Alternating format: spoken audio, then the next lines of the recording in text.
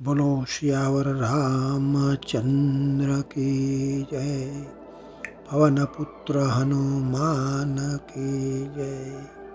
प्रिय आत्मजनों, यही YouTube channel all time happiness के द्वारा अद्भुत हनुमान तत्व 1 से 3 भाग में हमने हनुमान तत्व के बारे में बहुत कुछ जाना। इस अद्भुत हनुमान तत्व भाग 4 में हमारे जीवन को सार्थक बनाने के लिए हनुमान जी की आराधना, ध्यान, सुमिरन और व्रत की बड़ी आवश्यकता है। यह पृथ्वीलोक में मनुष्य जीवन पाना अपने आप में बड़ी उपलब्धि है। ये हमारा मनुष्य जीवन बड़ा ही कीमती है। उसको उन्नतिकारक और ले जाना हो तो हनुमान जी की आराधना बड़ी उपयोगी है और सरल भी है। संकट कटे मीटे सब पीड़ा, जो सुमिर हनुमान बलवीरा।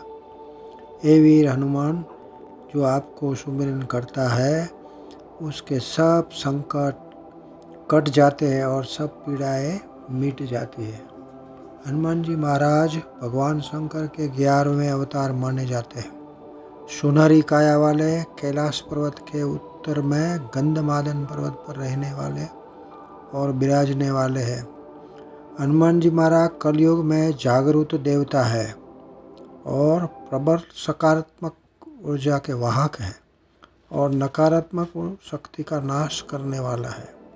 इसलिए मनोजवम मारुततुल्य वेगम जितेंद्रियम बुद्धिमताम वरिष्ठाम वातात्मजम वानरयूथम मुख्यम श्री रामदूतम शरणम प्रपत्ति।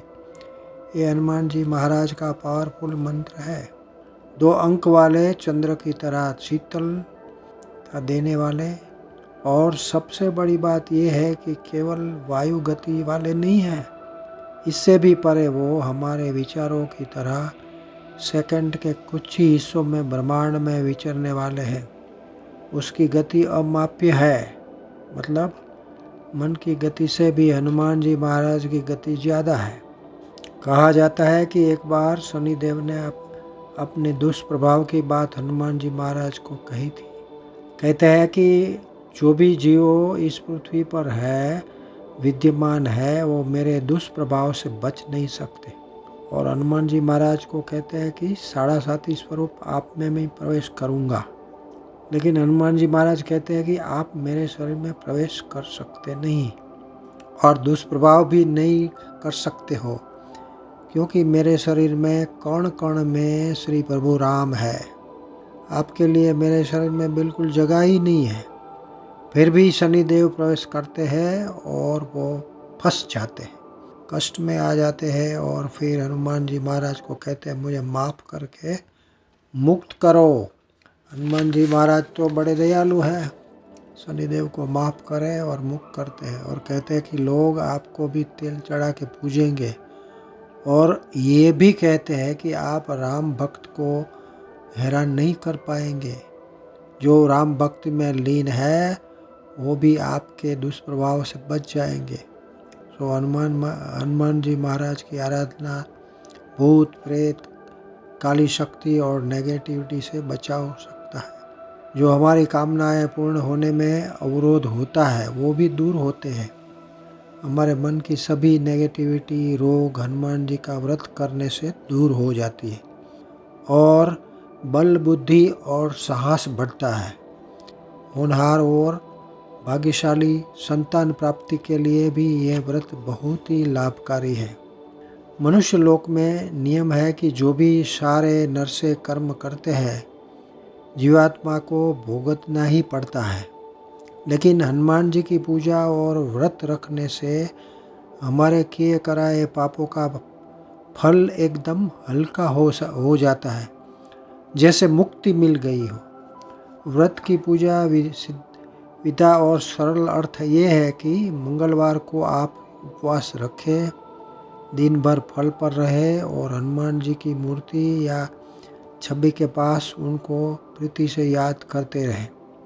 यदि मंदिर और मूर्ति पास में नहीं हो तो मन में छवि धारण करके पूरा दिन जितना काम में अलावा समय मिले आप याद करते रहे। या माला मंत्र जाप करते रहे। ऐसा 21 मंगलवार इसी तरह करने का है। मंगलवार के व्रत के दिन आपको दिन में सोना नहीं है और बिल्कुल जागरूकता रखनी है और सभी को समा भावना रखनी है। यदि आप पास सुविधा हो तो शाम के समय नहा धो के लाल रंग के आसन पर बैठ के आटे का दीपक बनाएं। सरसों के तेल में लौंग डाल के दीपक जलाना। यदि चमेली तेल या तेल में सिंदूर डाल के हनुमान जी महाराज को लगाना है और चढ़ाना है। प्रसाद में आप शक्य हो तो बेसन के लड्डू या खीर, लाल मसूर की दाल, गुंद, अनार, काजू, बादाम, किशमिश, खौरक और काचला चढ़ाते हैं। आंकड़े का फूल की माला चढ़ा के समा भावना रखे। पूजा प्रसाद करके शाम को ये प्रसाद चढ़ाना है और आपको ग्रहण करना है। तो पूरा दिन नमक वाला कुछ खाना नहीं है। यही हनुमान जी का सीधा सादा व्रत है। व्रत करने से सभी ऊपर बताई हुई कामनाएं पूर्ण होती है। बोलो श्री हनुमान जी महाराज की जय।